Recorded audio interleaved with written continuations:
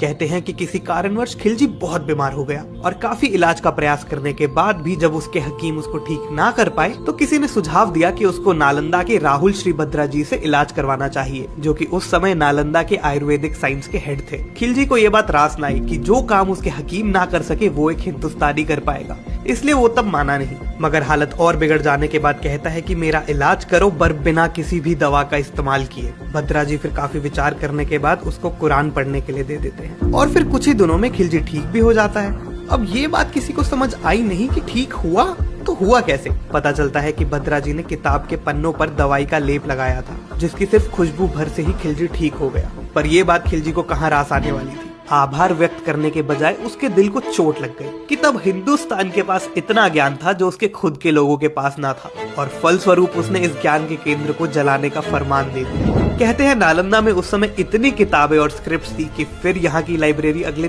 3 महीने तक जलती रही। पर्शियन हिस्टोरियन जो खिलजी के समय में जिए अपनी किताब तबाकत की नसारी में बताते हैं कि कैसे सारा आसमान फिर कई दिनों तक आग के काले धुएं से लिपटा रहा।